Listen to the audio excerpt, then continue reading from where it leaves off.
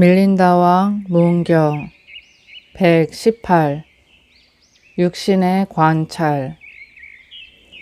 나가세나 존자여, 비구들은 말합니다. 아라한은 한 가지 감수작용을 감수하는데 그것은 육신의 감수작용이지 마음의 감수작용은 아니다. 존자여, 아라한의 마음은 육신에 의존하여 작용하며 그 마음은 육신에 대한 주재자나 주인이나 최고 권력자입니까? 대왕이여, 그렇지 않습니다. 나가세나 존자여, 마음이 의존하여 작용하는 육신에 대하여 주재자도 주인도 최고 권력자도 아니라는 것은 맞지 않습니다. 존자여, 새 같은 것도 자기 집에 사는 동안은 그 집의 주재자요 주인이요 최고 권력자입니다. 대왕이여, 육신에 따른 10가지 본성은 세세생생 육신에 붙어 따라다니며 일어납니다. 즉 차가움, 따뜻함, 배고픔, 목마름, 똥, 오줌, 게으름과 졸음, 늙음, 병, 죽음 등이 이 10가지 본성은 육신에 있는 한 따라다니는 요소입니다.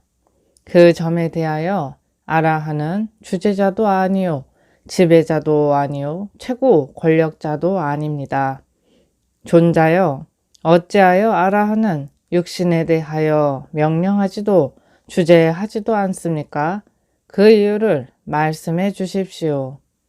대왕이여, 이를테면 대지를 의존하여 생활하는 생명체는 모두 대지에 의존하여 걸어다니고 행동하고 살아갑니다. 그런데 그들이 대지에 명령하거나 주재합니까? 존자여, 그렇지 않습니다. 대왕이여, 마찬가지로 아라한의 마음은 육신에 의존하여 작용하지만 아라한은 육신에 대하여 명령하거나 주재하거나 하지 않습니다. 나가세나 존자여, 그러면 어찌하여 범부는 육신의 감수작용과 마음의 감수작용을 같이 감수합니까? 대왕이여, 범부는 자기 마음을 수습하지 않기 때문에 두 가지 감수작용을 같이 받습니다. 이를테면 굶주린 소는 칡 줄기로 묶어 놓을 수 있지만 그 소가 일단 성났을 때는 묶어 놓은 것까지 끌고 내달리는 것처럼 마음을 수습하지 않는 자는 고통스러운 감수작용이 일어나면 마음이 격동하고 마음이 격동하면 육신은 비비 꼬이고 비틀거리며 땅에 굴러 떨어집니다. 또 마음이 수습되지 않은 자는 공포와 전율의 소리를 외칩니다.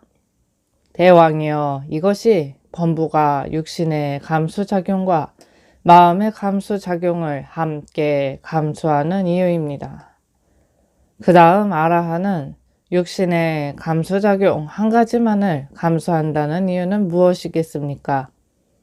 대왕이여, 아라한의 마음은 잘 수습되고 조절되어 그의 말을 잘 경청에 따릅니다. 그는 고통의 감수를 만나면 형성된 것은 무상이다 하며 마음을 정의 기둥에다 맵니다. 그래서 정의 기둥에 매인 그의 마음은 흔들리지 않고 흩어지지 않습니다.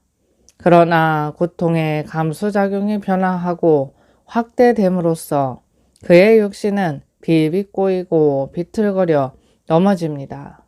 대왕이여, 이것이 아라한은 마음의 감수작용 하나만을 감수하는 이유입니다.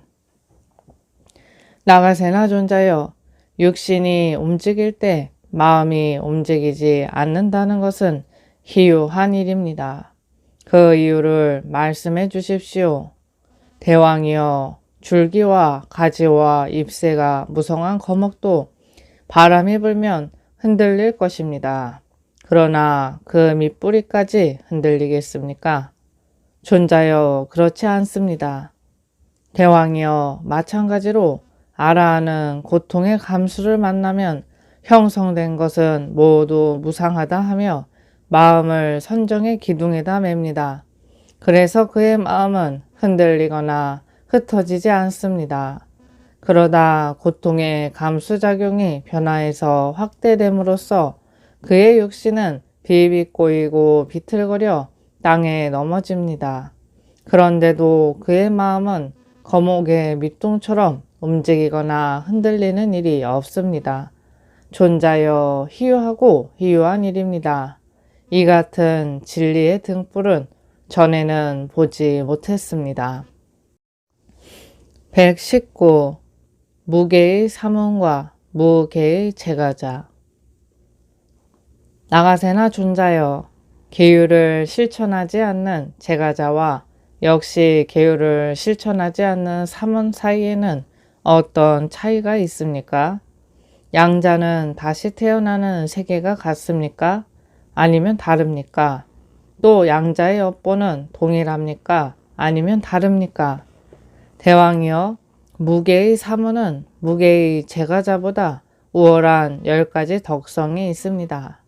즉 무게의 사문은 불법승 삼보를 존경하며 청정 범행을 닦는 동료를 존경하며 성전의 암송과 질문에 힘쓰며 진리의 가르침을 많이 듣는 자입니다.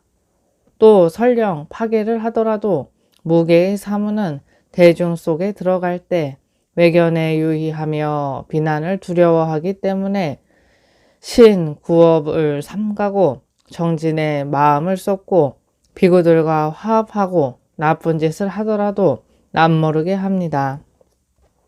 마치 남편 있는 부인이 몰래 정을 통하듯 이것들이 무게의 사문들이 무게의 제가자보다 훨씬 우월한 10가지 덕성입니다.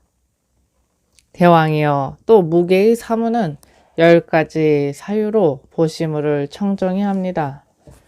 즉 무죄의 갑옷을 입음으로써 선인들과 사귀고 삭발의 특성을 고수함으로써 또 승단에 참여하여 삼보에 귀의함으로써 정진에 알맞는 독거 생활을 함으로써 승자의 가르침이란 제보를 추구함으로써 가장 수승한 진리를 설해 줌으로써 진리를 자신의 등대로 삼고 궁극의 목적으로 삼음으로써 부처님이 최상자라는 정견을 오로지 가짐으로써 포사를 지킴으로써 무게의 사문은 보시물을 청정하게 합니다.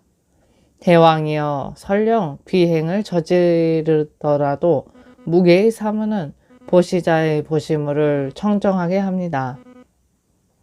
마치 물이 흐리더라도 진흙이나 티끌을 씻어내는 것처럼 무게의 사문은 보시물을 청정하게 합니다. 마치 끓는 물로 치솟는 불덩이를 끄는 것처럼 마치 아무리 보잘것없는 음식이라도 허기를 채워주는 것처럼 대왕이여, 세종께서는 맞지마 니까야 보시에 관한 상론에서 이렇게 말씀하셨습니다. 만일 계행을 지키고 두터운 신심이 있고 업의 결과를 믿는 사람이 바르게 얻은 물건을 무게한 사람들에게 보시한다면 그 보시물은 보시하는 사람에 의하여 정정하게 된다. 희유하고 희유합니다. 존자여, 나는 조금밖에 질문하지 않았는데도 당신은 비유와 사유를 들어 더 이상으로 대답해 주셨습니다. 마치 요리사가 적은 고기로 많은 조미를 하여 풍성하게 만들어 왕에게 올리는 것처럼 당신은 내가 질문한 이상으로 대답해 주시고 또 달콤하고 시원한 가르침을 들려주셨습니다.